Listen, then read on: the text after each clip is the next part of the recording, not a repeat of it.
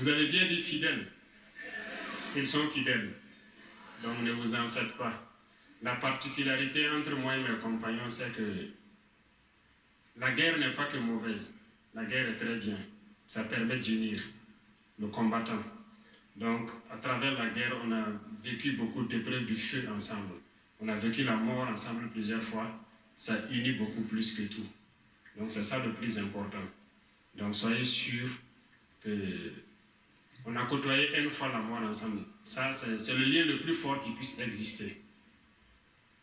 Ce qui peut facilement faire trahir, c'est l'argent. Et c'est ce volet duquel il faut faire très attention. J'ai une prière souvent que j'aime faire et que je continue de faire, surtout de ma position actuelle. Parce que je ne comprends pas souvent certaines personnes qui n'arrivent pas à aider d'autres. J'aime prier et j'aime dire que si Dieu doit me donner 1 milliard, tout le monde veut l'argent, tout le monde veut la fortune. Voilà pourquoi on cherche à travailler. Mais si Dieu doit me donner 1 milliard de francs et que je ne peux pas donner 50 millions à un jeune pour s'aider, pour l'aider à faire quelque chose sans sortir, je prie Dieu qu'il ne me donne pas ce milliard-là. Bouya! Bouya, bouya, bouya! Il est très très bon ce garçon. Il est extraordinaire ce monsieur. Extraordinaire. Donc je souhaite qu'il en soit de même pour toute la jeunesse, que nous ne laissons jamais l'argent prendre le dessus. On a faim, on est pauvre, on a tout, mais la dignité de l'homme, il n'y a rien qui vaut ça. Il faut cultiver ça. Donc, soyez rassurés. Si demain, vous entendez que quelqu'un m'a donné ça ou quelqu'un m'a fait ça, c'est que je suis en mesure de vous dire oui, il m'a donné ça et j'ai utilisé pour faire ça. Donc, je ne prends rien de sale et je prie Dieu que je ne puisse pas trahir sur ce volet-là. Une fois que ça, c'est pas fait, c'est qu'on pourra faire le programme qu'on veut dérouler. Et je pense que tout va bien se passer. Bon, écoutez, je suis sous le charme, hein, c'est extraordinaire. Bonjour à tous, aujourd'hui nous sommes donc le 24 janvier 2023. C'est un bonheur, un véritable bonheur que d'avoir ce jeune frère, 35-36 ans, Ibrahim Traoré, président de la République du Burkina Faso. Lui et ses compagnons actuels, ce sont des hommes intègres. C'est-à-dire que ce sont des héritiers directs de Thomas Isidore Noël Sankara. Je me présente, Djoubian, c'est mon surnom sur le net, je suis un authentique panafricain, un panafricain très convaincu, et je suis accessoirement, mais accessoirement seulement, spécialiste de la France. Mais écoutez, franchement, j'ai vu cette vidéo, enfin je veux dire son intervention il y a quelques jours, et je t'ai dit, bon, mais je vais faire une vidéo, parce que ce passage-là, mais écoutez, j'ai beaucoup de respect, et j'allais même dire une certaine admiration pour les dirigeants au Mali, les colonels, dirigés par son excellence Assimi Goïta. Mais là, la particularité, c'est que ce garçon, je ne le connais pas, tout comme je ne connais pas les colonels du Mali. Mais je veux dire qu'on partage un idéal commun. Et il se trouve que lui, ce qu'il vient de dire là, mais ça c'est ma philosophie de vie, le partage. Alors, il est dans la maths, c'est-à-dire qu'en fait, ma religion c'est la vérité et la justice. Et on y ajoute évidemment la solidarité. Hein? Solidarité, justice, vérité. Vérité, rien que la vérité. Ah mais non, mais moi, je vous dis, je tombe sur le charme là. Parce que quand ils sont arrivés, c'est toujours pareil, on prend du temps, on les observe et tout ça. Mais là, en peu de temps, regardez ce qu'il est en train de faire, ce garçon, ce monsieur. Excellence. Ah oui. Au fond, il donne un exemple simple. Quand il a été interpellé, il y a une batterie de questions, là, vous pouvez retrouver là aussi pareil, ceux qui sont pressés. Vous tapez Ibrahim Traoré, quand il était en déplacement dans une université, là, je crois, là-bas, au Burkina Faso. Il a même expliqué que lui-même, il était déjà dans cette université-là, avant de rentrer dans la vie civile. Donc il connaît le terrain, il connaît le sujet. Bon, eh ben, ils lui ont posé des batteries de questions, et puis il répondait à chaque fois. Alors il est arrivé sur un terrain conquis, tout naturellement. Pourquoi? Parce que c'est l'espoir de toute la jeunesse africaine en général, et la jeunesse du Burkina Faso en particulier. Vous comprenez? Donc à chaque fois, quand il fait des déclarations, il y a des acclamations. Pourquoi? Parce que il répond justement aux aspirations de cette jeunesse-là, qui l'ont porté au pouvoir et qui le soutiennent. Parce qu'au début, il était un peu hésitant, parce qu'il est humble. Mais il a dit non, non, non, c'est toi qu'on veut. On veut pas d'autres personnes. Voilà. Hein? Parce qu'au début, il voulait dire on va le faire collectivement. Il dit non, non, non. Et de toute façon, comment dire, c'est connu, hein? Un bateau, pour le diriger, il faut un capitaine. Donc voilà. Et là, en l'occurrence, il est même capitaine. Là. Bon, là, c'est l'apothéose. Hein? Donc le capitaine Ibrahim Traoré, je vous dis, dans son paradigme, dans sa façon de voir les choses, moi, mais je le partage à 1000 pour 1000. Hein? Ou à 1 million, ou à 1 milliard pour 1 milliard. Ce qu'il vient de dire à l'instant. Quand il dit, voilà, si jamais Dieu doit faire que je gagne 1 milliard d'euros, 1 milliard de dollars, tout ce que vous voulez, mais il dit, eh ben, tant qu'à faire, il faut que je puisse donner à autrui, à la jeunesse, une somme importante pour qu'ils puissent eux aussi profiter de ce bonheur-là. Parce que quand on travaille en général, c'est pour pouvoir vivre. Vous voyez? Je dis en général parce qu'il y a des gens qui travaillent aussi pour se faire plaisir. Bon, mais ils sont minoritaires, c'est clair. Mais la plupart du temps, malheureusement, voilà. Parce que c'est vrai que l'idéal, c'est avoir le bonheur au travail, tout naturellement. Mais malheureusement, ce n'est pas toujours le cas. Et c'est ça qui est difficile. Et on doit se battre. Et dès lors qu'on se bat, on ne pourra pas résoudre à 100%. Mais au moins, on pourra atteindre un certain niveau qui permette à ce qu'un très très grand nombre soit bien. Bien, hein, comme j'appelle, je dis... pour la bonne année, j'ai dit santé, santé, et puis bien-être. Voilà, vous comprenez? Donc, pour que les gens obtiennent ce bien-être-là.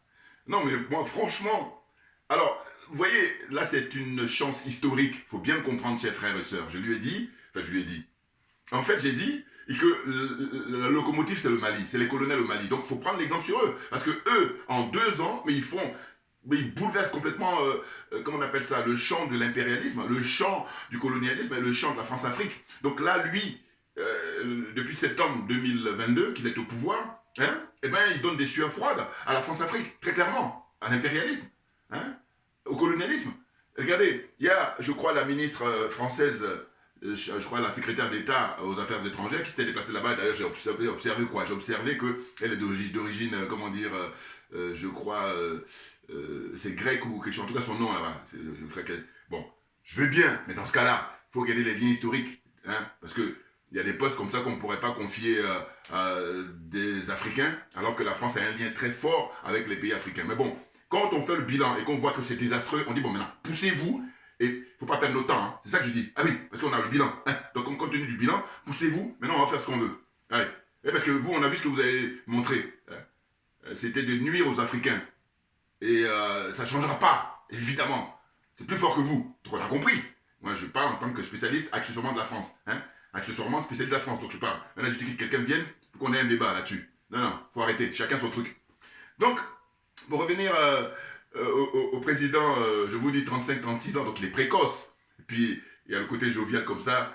Il est bien, il est bien. Donc franchement, j'espère qu'il ne change rien, hein, par contre. Change rien. Parce que là, c'est celui qu'il faut, hein, pour, comment dire, continuer le combat qu'a commencé le capitaine Thomas Isidore Sankara. Bien naturellement, il est resté le pauvre que 4 ans. Mais en 4 ans, il a bouleversé la donne et il a été éliminé justement parce qu'il voulait que la richesse du Burkina Faso appartienne au Burkina Faso. Vous comprenez? La richesse des Africains appartient aux Africains.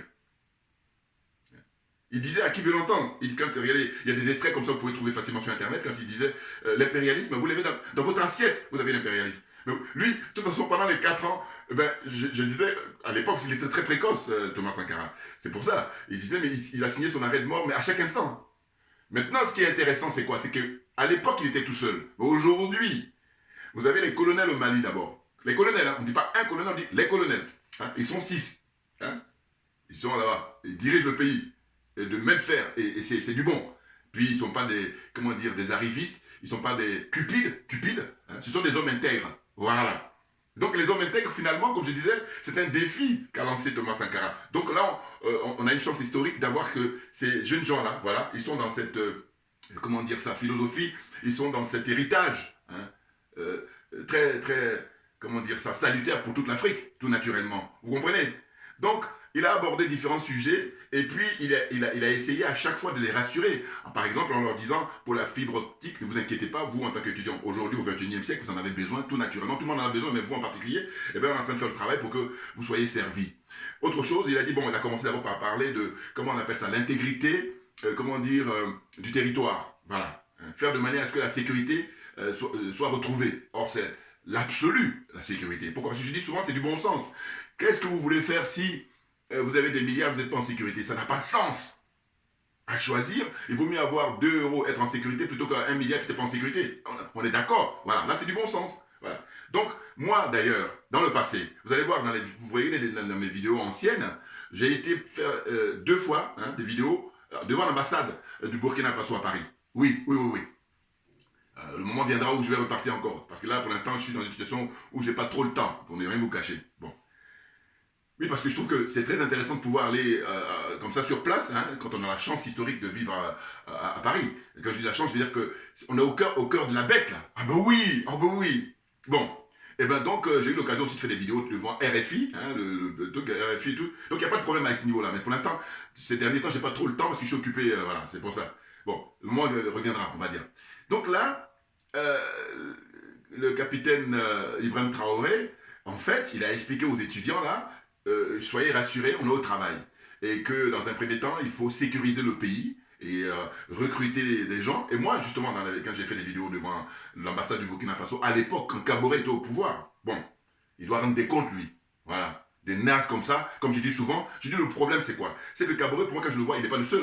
C'est des diplômés, voilà, parce que c'est des gens qualifiés au point de vue avoir fait des bonnes études et tout. Mais par contre, je dis, mais c'est pas pour ça que tu es légitime pour faire de la politique. On est d'accord, voilà. Je dis qu'à la rigueur, ces gens-là, je les prends comme des conseillers, mais purement des conseillers. Parce que là, on est dans une situation difficile parce qu'au lieu de rester à leur place de conseiller, eh bien, ils veulent prendre la place du politique. Alors que le politique, c'est autre chose. Le politique, c'est singulier. C'est autre chose.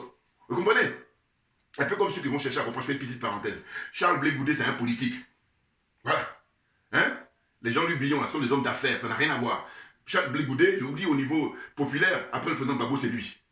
Et quand il se déplace, vous voyez le monde qu'il y a. Lui, il paye rien, c'est même les gens qui payent pour venir assister. Alors que le contraire, les Billons, là, eux vont payer les gens pour les... Oui, regardez la différence. Donc après là, c'est une question d'être dans son élément. C'est-à-dire que si Charles Blé va essayer de faire des affaires, il sera moins à l'aise, tout naturellement, qu'un Billon. Voilà, comprenez un peu ce que je veux dire, mon raisonnement, voilà. Donc pour revenir encore au Burkina Faso, parce que c'est l'actualité, c'est que il a, donné 30 jours, un mois, à l'état-major français, à l'armée française de quitter le territoire de Burkina Faso. Il est en train de remettre en cause tous les accords qui ont été signés, des accords d'ailleurs léonins, c'est-à-dire les accords qui étaient seulement au bénéfice de la France. Ce pays, je vous dis, il est singulier, il est unique, il n'y a pas d'autre. Regardez un exemple. Il donne, déjà il demande le départ de l'ambassadeur français, Luc Halal là, pédophile, voilà, je suis désolé, je le dis, c'est connu. Voilà. D'ailleurs, Luc Halal, je me rappelle, il y a quelques années, j'avais fait des vidéos en 2019, si je me souviens, ou 2018, où il était confronté à des jeunes du Burkina. Sur le plateau, il était mal à l'aise, il passait son temps à faire appel aux journalistes pour dire, ouais, ne les laissez pas me déstabiliser. Alors que, voilà, vous voyez, ils ont une liberté d'expression là-bas qui est extraordinaire. Vous voyez, donc ce gars-là, donc on lui demande de partir et il est encore là-bas. Donc je dis, bon, dites-moi, hormis la France, quel est le pays au monde où on dit à l'ambassadeur, monsieur, on n'a plus besoin de vous? Parce que l'ambassadeur, il est accrédité dans le pays. Il vient pour représenter le pays. Bon, mais le pays d'accueil, il dit, bon, on ne veut plus de toi. Et en plus, là, ils vont dans une certaine délicatesse parce qu'ils auraient pu dire rompre une relation avec la France. Bon, pour l'instant, ils n'ont pas encore en capacité, on va dire. Mais tout de même, ils disent, bon, remplacez-le, emmenez-nous une personne, et ils prennent leur temps. Limite même, ils disent, on n'a pas entendu. C'est-à-dire que le mépris qu'ils ont, c'est tellement fort que là, maintenant, au XXIe siècle, ils ont un mal fou, je peux vous dire. Parce que c'est une question de génération. C'est-à-dire que ces jeunes gens-là, voilà, pas de complexe, pas d'aliénation, encore moins de corruption. Il le dit, il dit, moi, ça va être difficile de me corrompre. Parce qu'il est question de faire plaisir à tous les Africains en général et puis tous les Burkinabés en particulier, la jeunesse, par exemple. Donc, vous allez faire comment? Oh, les France-Africains, parce que ce sont eux, comme je dis souvent, ceux qui ont le maillot Afrique et qui jouent contre l'Afrique. Ils ont le maillot Afrique, ils jouent contre l'Afrique. Je pense en termes sportifs, c'est plus facile à comprendre. Voilà, dans le raisonnement. Ben, heureusement qu'on a, comment on appelle ça, des bons attaquants et on a des très bons défenseurs. En l'occurrence, les colonels au Mali, par exemple. En l'occurrence, là, au Burkina Faso, avec le capitaine Traoré et ses camarades de lutte. Ah oui, ce sont des très bons attaquants et des très bons défenseurs. Mais ce qui nous fait défaut, c'est que dans cette équipe-là, eh ben, il y a les France-Africains qui, eux, ont le même maillot, hein, le maillot de l'Afrique. Ils sont censés naturellement défendre, hein, normalement défendre l'Afrique. Mais non, ils jouent contre l'Afrique. Donc vous comprenez que la difficulté, c'est ce qu'on a, mais depuis des décennies.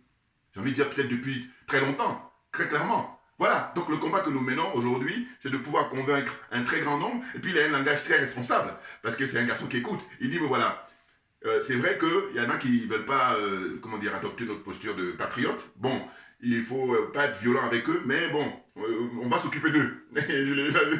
Il adopte un langage qui est très, très délicat et très élégant. Mais on a compris, il faut lire entre les lignes. Oui, non, mais parce que c'est bon, quoi. 27 ans de Blaise Compaoré. Faisons le bilan, ça donne quoi, 27 ans? Au bout de 27 ans, ce monsieur. Et d'ailleurs, ça, c'est l'héritage de Blaise Compaoré, hein, ce qu'on vit là au Burkina Faso, parce que si vous regardez les 4 ans de Thomas Sankara, et, et d'ailleurs, c'est ça qui est intéressant dans la vie. Vous comprenez quand je dis que c'est connu, hein, c'est-à-dire que la vérité prend l'escalier, mais elle arrive tranquillement. Alors que le mensonge, c'est 27 ans avec Blaise Compaoré. Le mensonge, c'est... Combien d'années il est resté là? 10 ans, je ne sais plus, ou 11 ans, je ne sais plus, Caboret là. Voilà. Hein, le règne de Caboret, c'est des périodes de mensonges. Voilà. Là, avec les capitaines, j'allais oublier Damiba, notre idiot utile. Là. Voilà. Hein, Damiba, idiot utile. Hein, de la France-Afrique, et bien lui, voyez, il n'a pas fait long feu parce que lui, il est l'héritier de Blaise Compaoré, vous comprenez? On est au 21e siècle, mec. Donc voilà, à un moment donné, c'est bon. Allez vous cacher par contre. Cachez-vous parce que vous n'avez pas perdre notre temps. Hein. Voilà, on a tellement de boulot. Voilà. Donc, je dis, là, on a l'héritage de Thomas Sankara. Voilà. Et on ne perd pas de temps, on va à l'essentiel. Et en plus, qu'est-ce que j'ai vu? Figurez-vous, j'ai vu, il n'y a pas longtemps, sur les chaînes, comment dire ça, du Burkina, hein, parce que moi, en tant que panafricain, je regarde partout, hein, quand j'ai le temps, évidemment, c'est le temps qui me manque. Mais sinon, voilà, c'est parce que je trouve ça hyper intéressant. Sinon, il y en a qui se disent qu'ils sont panafricains, et puis ils regardent que le Cameroun, ils regardent que la Côte d'Ivoire, non, n'importe quoi. Quand on est panafricain, on s'intéresse, hein, et puis ça c'est naturel. Faut pas forcer, ça force pas, voilà. Si tu forces, c'est que tu as un problème, voilà. Et puis il faut être libre. Voilà. Donc ce que je disais, c'est que j'ai regardé, il y a une émission qui a été consacrée, figurez-vous, aux anciens compagnons de lutte de Thomas Sankara. Mais je trouve ça génial. Pourquoi? Parce que quand j'ai vu ça, j'ai regardé du début à la fin, et bien ils apportaient leur témoignage. Parce qu'aujourd'hui, c'est des gens qui ont 75 ans, 76 ans, 77 ans. Vous voyez, cette génération-là. Bon, et bien c'était très très riche, et puis c'était très touchant, c'était très émouvant. Et bien quand j'ai regardé, je me disais, vous voyez, ça, c'était pas des choses qu'on voyait pendant 27 ans de Blaise Compaoré. On a mis ça au placard. Pour ne même pas dire qu'on a enterré ça. C'est pas aussi... Quand je suis curieux, hein, parce que moi, je n'ai jamais été au Burkina, et puis en tout cas, vous me direz, aujourd'hui avec Internet, ce qui est intéressant, c'est qu'on n'a pas besoin d'être sur place, hein, on a les images à volonté. Donc, j'ai pas encore eu le temps de voir. Quand Blaise Compaoré, je suis sûr, il ne donnait pas la parole aux partisans de Sankara. Bon, là, c'est clair. Mais par contre, Caboret, je suis sûr que c'est pareil. Voilà. Ou pas beaucoup. Alors que non. Là, maintenant, avec les capitaines, qu'est-ce qu'ils font? Mais c'est extraordinaire. Alors, je vais vous donner moi mon point de vue. Hein. Bon, parce que je suis libre, et puis j'appelle à ce que tout le monde soit libre. Bon. Mais aussi, j'ai beaucoup de bon sens et je suis, comment on appelle ça, pas aliéné, je ne suis pas complexé, je ne suis pas corrompu. Voilà. Donc, si tu es dans ces registres-là, on se rejoint. Mais autrement, éloigne-toi, j'ai pas le temps. Voilà, j'ai pas le temps. Bon, donc, ce que je disais, c'est que les témoignages, comment dire, les camarades de lui, de Thomas Isidore Noël Sankara, c'est que c'est intéressant pour la nouvelle génération de voir, justement, à défaut de l'avoir connu, mais au moins les témoignages, c'est des gens qui sont vivants, il faut en profiter. Et je disais même qu'ils devaient être interrogés en permanence. En fait, quand j'ai en permanence, je dis, dès qu'ils ont le temps, il faut leur demander pour pouvoir les filmer, qui témoignent. C'est très important. Vous voyez, écrire, c'est l'idéal, mais à défaut, mais au moins, là, on a une chance extraordinaire, c'est la révolution numérique, donc il faut enregistrer, hein, les interviewer en max, qui donnent le maximum d'informations. Ça, c'est pour la nouvelle génération, parce que, vous savez, quand je dis ici, ce que j'ai constaté, c'est que je dis, la plupart du temps ici, quand je dis ici, j'entends en Occident, hein, ils vont, comment dire, faire de la politique à long terme, c'est-à-dire pour les générations à venir. D'abord pour eux, mais surtout pour les générations à venir. Or, on a des zozos au pouvoir en Afrique, hein, des vendus, des corrompus. C'est pour ça que tout ça est complètement mis de côté. Alors que c'est comme ça qu'il faut faire quand on fait de la politique, c'est pour du long terme, de manière à ce que, comme ceux qui vont venir prendre la place, ils aient hein, une vie beaucoup meilleure. Vous voyez, regardez la génération, comment on appelle ça, en Europe. Ils ont eu une période très très difficile, mais il y a des anciens qui ont bossé, je pense notamment les Allemands. Les Allemands, ils sont numéro 1 en Europe, économiquement parlant, et puis aussi, même sur le plan démographique. Bon, ils ont les deux. Bon, mais je dois dire que ils ont des anciens qui ont bossé, ce qui fait qu'il y a un certain niveau de vie, c'est ça qu'il faut comprendre. Mais bien entendu, hein, et puis chacun a sa place. Va faire ce que tu sais faire, on va t'encourager. Viens pas faire un truc que tu sais pas faire, et tu perds le temps des gens. Et tout le monde est perdant. Alors que, voilà, ils sont Comme je dis, regardez, la zone des aliénés, la zone des complexés, des corrompus. Et puis j'ajoute la zone des jaloux et des sorciers. Je suis désolé, c'est un constat. Mais par contre, on peut en sortir, hein, pourvu qu'on y veuille bien. Voilà. Donc pour revenir, donc là, je disais, il faut encourager hein, au Burkina, et puis aussi même dans tous les autres pays. C'est-à-dire qu'au Mali, il faut que profiter, ceux qui sont les, comment on appelle ça, les générations qui ont côtoyé Modibo Keïta, mais qui puissent témoigner là au maximum. Là, il faut l'enregistrer là. Hein. Ben oui, parce qu'on est de passage. Et donc, par conséquent, il faut pouvoir les filmer et puis prendre des témoignages. C'est hyper important. Voilà. En plus, avec les témoignages, après on pourra écrire. Hein, l'écriture viendra après. Mais dans un premier temps, il faut enregistrer comme ça en live, il faut enregistrer comme ça direct hein, leurs interviews. Hein, leur point de vue, leur témoignage, c'est très très important. Donc dans les différents pays, hein, ceux qui ont connu Sylvanio Olympio, ceux qui ont connu, comment on appelle ça, Amical Cabral, ceux qui ont connu, comment on appelle ça, Patrice Emery Lumumba, ceux qui ont connu Kwame Nkrumah, bon, le vendu de Nana Akufo là, fatigue les gens. Bon, enfin bon bref, on va rester au Burkina. Donc je disais, deuxième chose. J'ai vu là, comment dire, ce qui est extraordinaire, c'est, vous savez, Internet, ils envoient toujours par rapport au centre d'intérêt. Parce que les images s'enchaînent par, comment dire ça, de manière aléatoire. Et là, juste après, quand j'ai regardé l'interview enfin, la conférence son intervention à l'université du capitaine, le président du Burkina Faso, Ibrahim Traoré, et bien, tout juste après, c'est l'ambassadeur de Russie qui était interviewé. Interviewé sur une chaîne du Burkina. Excellent, excellent. Donc il a replacé les choses, de dire les choses très simplement, que les liens sont historiques. C'est beaucoup qui constatent, ils pensent que c'est aujourd'hui au XXIe siècle que la Russie a des rapports ou des liens avec les pays africains. Non, pas du tout, pas du tout. Et donc, quand on fait le bilan, on voit que la Russie a toujours été là pour sauver les pays africains. Or, ce n'est pas le cas de la France. Mais dire ça, mais c'est le minimum. Si on ne dit pas ça, on perd son temps. J'ai pas mon temps. Parce que je dis, quand j'ai pas compris, je peux traîner, mais une fois que j'ai compris, j'ai pas le temps. Voilà. Non, mais ça n'a pas de sens d'avoir compris et puis traîner. Voilà. Ça a du sens quand t'as pas compris que tu chaînes, oui. Mais il y a des gens qui sont de mauvaise foi aussi. Donc eux aussi, pareil, j'ai pas le temps. Voilà. Donc je disais quoi? Je disais que j'ai vu aussi après, hein, la séquence avec l'ambassadeur, une autre émission où là, ils ont fait un best-of de toutes les interventions des hommes et femmes politiques au Burkina Faso. Bon, quand j'ai vu ça, ce à quoi j'ai pensé, j'ai dit quoi? J'ai dit, écoutez, tous ceux qui ont vu, comment on appelle ça, le droit de citer quand Blaise Compaoré était au pouvoir pendant 27 ans, eux, ils doivent se faire oublier. Premier point.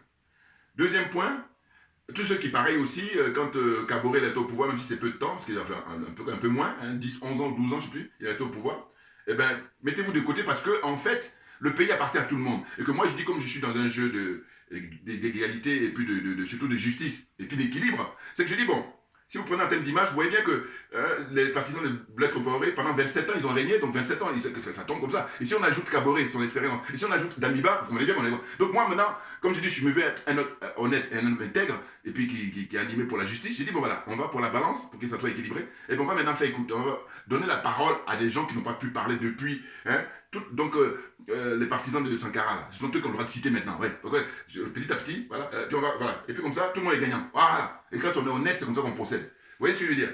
Donc là, qu'est-ce que j'ai constaté? Il y a des hommes politiques là qui interviennent, sauf que parmi eux, il y en a plein qui sont intervenus quand Blaise Compaoré était là, et puis il y a un conseiller là, comment on appelle ça, Kaboré, qui n'a même pas honte. Parce que figurez-vous, il fait le malin là, et puis quand il s'exprimait, à un moment donné, il dit qu'il n'a même pas pris connaissance, enfin il n'a même pas pu prendre connaissance des accords que la France, la France a fait signer, ils ont fait signer, voilà. L'expression est très importante. Faire signer et puis signer, c'est pas la même chose. Donc, dans le cas de la France, les rapports qu'elle a traités avec l'Afrique, il faut dire que la France a fait signer. Voilà. C'est une nuance très, très importante. Parce que quand on fait signer, et puis quand on signe, c'est pas la même chose. Quand on signe, on est autonome, on est libre, et donc on signe avec sa conscience et nickel. Alors que là, quand je dis que la France fait signer, c'est que c'est elle qui fait le double jeu. Elle signe pour elle-même et puis elle signe pour les Africains aussi. Voilà ce qui s'est toujours passé. Et nous, maintenant, là, le travail qu'on est en train de faire, c'est pour en finir avec ça définitivement. Hein, aux oubliettes et à la rigueur dans un musée, voilà, pour que la génération à venir puisse comprendre qu'est-ce qui s'est passé. Voilà. Donc je dis que, en fait, ces gens-là, eh ben, il faut moins leur donner le micro. Je suis désolé. Alors, on me dira toujours, oui, mais eux aussi sont... Oui, mais d'accord, mais eux aussi sont citoyens. Mais pourquoi pendant 27 ans, on a mis au placard, comment dire, les partisans de Sankara qu'on n'entendait pas? Il faut m'expliquer. Donc je dis que s'ils ont pu faire ça, eh ben, il ne s'agit pas... Alors, je vous cache pas que moi, je suis dans la philosophie des Matomix. Hein. C'est œil pour œil, dent pour dent. Point barre, c'est tout. Et puis là aussi, faire ça, c'est justice. Mais oui, non, parce que c'est trop facile. Les mecs... Ils avaient le droit de, comment dire, s'exprimer en volonté. Et puis, je dis, s'ils avaient fait le nécessaire, mais on n'en serait pas là. C'est comme le conseiller de Kaboré, là. Il s'exprime et tu fais le malin. Et puis, je dis, mais attends, tu crois que si tu avais assuré, on en serait là? Donc, maintenant, cache-toi, sois discret. Voilà. Oh, ils font le malin. Donc j'ai dit, bon, les capitaines encore, à ce niveau-là, Ibrahim Traoré et puis ses partisans, j'ai dit, mais sélectionnez les gens qui vont passer. C'est très important parce que allez chercher tous les partisans, tous les gens de la génération de Sankara qui ont connu Sankara, qui ont travaillé, les authentiques, hein, pas les escrocs là, qui tournent leur veste facilement là. J'étais très content d'ailleurs d'avoir dans les interviews Aruna. Aruna, vous savez, c'est un des partisans de Sankara qui lui était miraculeux. Voilà, c'est le seul qui est sorti vivant. Et vous avez plein de témoignages, vous avez plein de documentaires où il intervient et tout, il fait des conférences, il a des interviews et tout. Très Aruna, hein, ce monsieur-là, qui habille toujours en tenue africaine, lui c'est un authentique panafricain, il n'y a rien à dire, hein, c'est clair.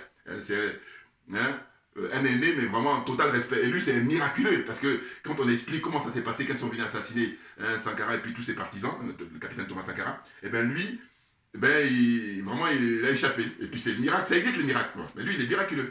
Voilà. Et donc lui, quand on lui donne la parole, je dis oui, voilà, donne plus la parole à Rona. Ben oui, Dieu seul sait s'il a des choses à dire. D'ailleurs, j'ai écouté là, dans son intervention, il a parlé de, comment on appelle ça, Wagner. Il dit, mais attendez, Wagner, le groupe, comment dire, soi-disant, comment il dit ça, ce sont des mercenaires, voilà, c'est ça. Mais il dit, mais la France a utilisé Wagner pour renverser le colonel Kadhafi. Et donc, comme ça, ils sont tranquilles. Oui, et il parle en connaissance de cause. Donc tout ça, c'est quelque chose qui n'est pas caché, c'est connu. Faites des recherches, vous allez voir. La France a travaillé avec le groupe Wagner pour renverser Kadhafi. Or, moi, quand j'observe ça, je me dis quoi? Je me dis, mais voilà, en fait, on est à l'ère du Verseau. C'est-à-dire que l'ère du Verseau, il y a un bouleversement terrible qui est en train de s'opérer et c'est pour qu'il y ait un équilibre. Pourquoi? Mais parce que, si vous voulez, ces gens ont tellement fait du mal à l'Afrique que maintenant, là, l'ère du Verseau est en train de tout bouleverser pour que l'équilibre revienne, tout naturellement. Parce que je veux dire quoi? Je veux dire qu'en fait, vous regardez, s'ils ont pu utiliser Wagner quand ça leur chantait, quand ils voulaient, en Afghanistan, en Libye et tout ça, bon, on n'y voyait que du feu parce qu'on était préoccupés justement par tous les trucs qui nous mettent pour qu'on ne puisse pas avoir l'esprit lucide. Vous comprenez? Bon, maintenant il faut être fort mentalement déjà, et puis après tu pourras avancer. Et donc j'ai dit que si aujourd'hui on voit qu'il y a la guerre, enfin les opérations en Ukraine, ça aussi, les termes sont importants, c'est opération. Hein. On écoute bien ce que disent les dirigeants du russe, hein, et puis le président russe. Il dit opération, c'est pas une guerre. Parce qu'il dit si on commence la guerre, alors là, boum boum boum, il a prévenu dès le début, moi j'ai beaucoup aimé. Il a dit si quelqu'un fait malin, on va s'occuper de vous. Et eux ils savent, parce que les histoires de chars qu'ils amènent là, ça fait penser un peu aux pays africains qui, pendant les pseudo-indépendances, vous savez, ils sortent les chars là, ça me fait penser à ça. Non, non, ils savent très bien quelle est la capacité de frappe, quelles sont les capacités de frappe de la Russie. Ils le savent. Eux, oui. Nous, on ne le sait pas, parce qu'on a des combien des mortels, on est très très loin. Mais par contre, eux, qui sont des experts, je peux vous dire, ils savent très bien. Et puis, qu'est-ce qu'ils font? Ils intoxiquent tout le monde avec, sur les médias, là, disent n'importe quoi. Parce que je dis, là aussi, pareil, quand on fait preuve de son bon sens, pour quelle raison ils ont fermé les chaînes russes? Pour quelle raison? RT, Russian Today, et puis Sputnik, là, par exemple. Pourquoi ils ont fermé? Alors qu'ils passent leur temps à parler de liberté d'expression, hein, fraternité, n'importe quoi, religion du mensonge, voilà, ceci explique cela. Vous comprenez? Et eux, quand ils ferment les chaînes russes, eh bien, quand on expulse RFI en Burkina Faso, quand on expulse RFI au Mali, ils commencent à remuer ciel et terre. Mais je vous dis, ils insultent l'intelligence des Africains depuis toujours, et moi je refuse qu'on insulte ma intelligence, c'est pour ça que faire ces vidéos, c'est le minimum. Comprenez? S'il vous plaît. Voilà. Donc, au fond, toujours avec enthousiasme pour évoquer vraiment ce capitaine, hein, actuel président du Burkina Faso. Copier hein, les aînés qui sont là-bas, vos aînés qui sont au Mali. Très clairement, il y a une chance, parce que je dis qu'à l'époque de Thomas Sankara, il était tout seul. Aujourd'hui, hein, voilà, l'ère du Verseau étant en route, en marche, et bien c'est pour ça qu'on a le Mali, on a le Burkina, on a la République centrafricaine, le président Touadéra, hein, d'ailleurs c'est le seul civil, là les Français, par le mépris, eh ben, ils l'ont favorisé, et c'est tant mieux, tant mieux. Tout ça, on va dire que c'est l'ère du Verseau. Voyez. Et puis après, il y a la Guinée. Bon, vous voyez, par exemple, le gars de la Guinée, c'est pareil, hein, on se pose des questions, on ne sait pas, il est dedans, il n'est pas là-dedans, sachant que ce sont eux qui l'ont mis, mais par contre, bon, ce qui est intéressant, c'est qu'eux l'ont mis, mais par contre, lui, il est en train de leur faire à l'envers. Mais par contre, faut qu'il fasse, voilà, faut qu'il plonge dedans à 100%, parce qu'on a du recul avec le vécu de Sankara. Voilà, donc on a suffisamment de recul, maintenant, il faut y aller. Et en plus, vous avez cette chance-là d'être à 4 pour l'instant. Les autres vont nous rejoindre naturellement, ça va venir. Ça ne peut pas être autrement. Voilà, faut en être convaincu, c'est clair. Ça ne peut pas être autrement, les autres vont venir. Même si les talons, on l'a vendu. Ah, j'ai dit, mais talons, quand on regarde le recul, parce que j'ai appris qu'il reçoit les armes, les chars français, là. Ah, j'ai dit, mais c'est dingue, hein. C'est-à-dire que quand j'ai su ça, là, il y a quelques jours, je me suis dit, mais, au fond, mais je ne suis pas sûr que Zinsou, c'est Lionel Zinsou, hein, parce que je confonds les Zinsou, ouais, c'est Lionel Zinsou, voilà. Eh bien, je ne suis pas sûr qu'il allait faire pire que Talon, au point de vue d'asservissement, au point de vue de servitude volontaire. Je ne suis pas sûr. Je crois qu'au pire des cas, il serait pareil. Voilà. Et on est dedans. Et donc, vous voyez, c'est pour ça que je dis que je ne lâcherai pas Talon, parce que je dis, lui, il a escroqué le peuple africain en général, le peuple béninois en particulier, mais ça, c'est très grave. Et oui, non, mais il a fait à l'envers. Il a caché son masque, et puis là, maintenant, le peuple lui a accordé sa confiance, et il regarde ce qu'il est en train de faire vivre. Alors, il blague les gens, hein, lui, il flatte les gens avec les constructions qu'il fait là. Oh, je dis qu'avant lui, Houphouët-Boigny a fait ça. Mais regardez, les gens en Côte d'Ivoire, on n'est pas sorti de l'auberge. Parce que la différence, c'est qu'au Mali, eux, ils sont en train de mettre les fondements. Et vous comprenez bien que, moi, je suis pas bon, je ne connais pas en maçonnerie ou en machin et tout, mais j'ai du bon sens. Et je dis, quand on parle des fondements, c'est-à-dire que c'est les bases, voilà. Parce que quand tu as les bases, après, tranquille, tu vas ériger ton pays solidement et personne ne pourra venir comme ça du jour au lendemain bouleverser. Alors qu'en Côte d'Ivoire, justement, comme il n'y avait pas les fondements, regardez ce qui se passe. Ils sont tous là, à couteau tiré, tout est caché sur les tables, chacun là. Ils se regardent en chien de faïence, ils sont là à se jalouser, ils sont là. Ah non, mais c'est, enfin bon, pitoyable, pitoyable. Bon. Donc on revient toujours au Burkina Faso. Ah non, mais c'est un plaisir, je ne peux pas imaginer. Parce que ensuite, qu'est-ce qu'il y a eu?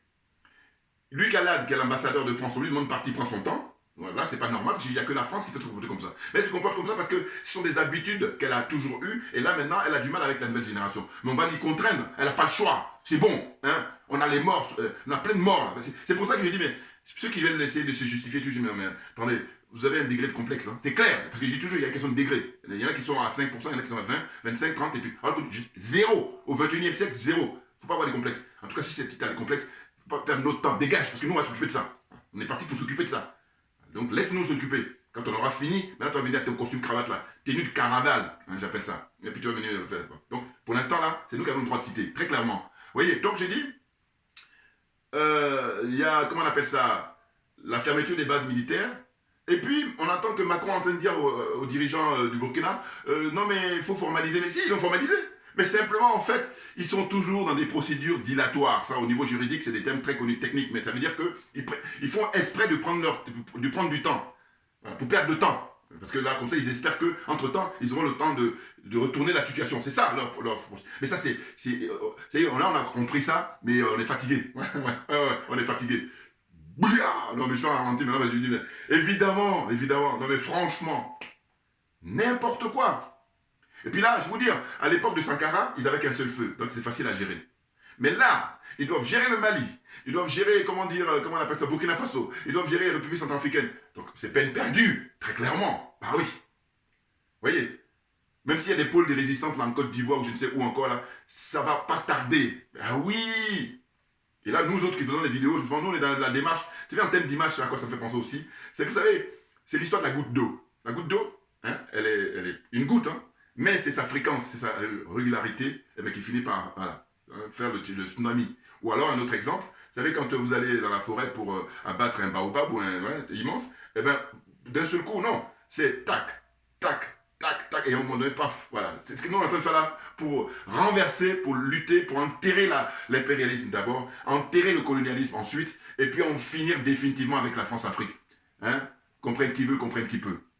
Très clairement. Non mais attendez. Il dit, mais il faut donner à manger à tout le monde.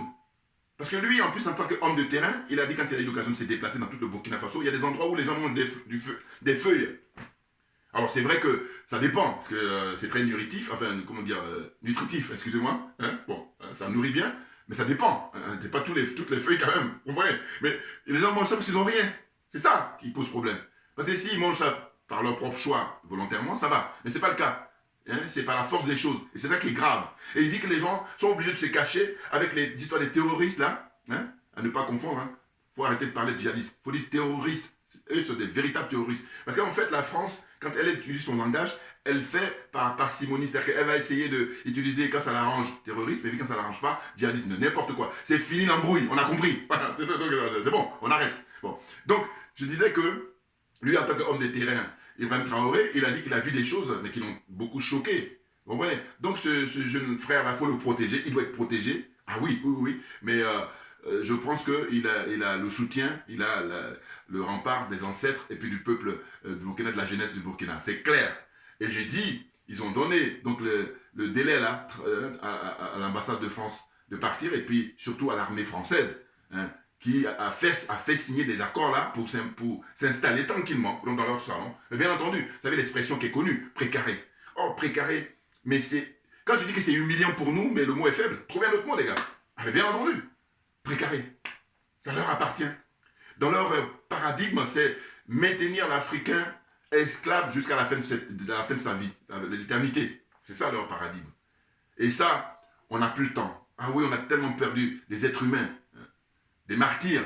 Oui, et je vous dis, moi, ce qui me donne la force de faire des vidéos, c'est ça. Parce que je dis, je vis dans ce pays depuis 40 ans et je sais l'importance qu'ils accordent, même si c'est vrai qu'ils instrumentalisent très souvent. Je suis désolé de le dire. Ah oui, très clairement. Non mais il y en a marre. Oui, il faut respecter les gens. Et je dis les Français, même les Français, je vous dis, ils sont les premiers à être dans cette situation-là, d'esclavage. Ils sont les premiers esclaves. Ah oui, simplement ils sont perturbés. Ils sont perturbés. Bon là, je vais en parler quand tu seras en gilet jaune. Moi. Donc on revient, comment dire, au capitaine Ibrahim Traoré, qui fait du très bon travail, tranquillement, voilà. Hein, je dis donc, les télévisions là, surtout les chaînes publiques là-bas au Burkina, donnez pas la parole à tous ceux qui ont parlé pendant le règne du Blaise Compaoré, pendant le règne de Kaboré. Non, non, maintenant, le moment est venu de donner la parole à tous ceux justement qui n'ont pas pu parler depuis 27 ans, depuis 30 ans, depuis l'assassinat du capitaine Thomas Isidore Noël Sankara. Voilà. Il faut leur donner la parole. Ce sont eux qui ont le droit de citer, de parler, de témoigner et de dire quel est l'idéal pour que tout le monde y trouve son compte, pour que tout le monde soit satisfait, pour que tout le monde ait un bien-être. Voilà. Donc, je vais m'arrêter là aujourd'hui, sachant qu'évidemment, on a la pêche, parce que justement, on a animé pour dire la vérité, rien que la vérité. Merci à vous tous pour votre soutien. Hein. On lâche rien, et comme j'ai pour habitude de dire, voilà, parce que c'est nous qui avons raison, et personne d'autre. Merci bien, à bientôt.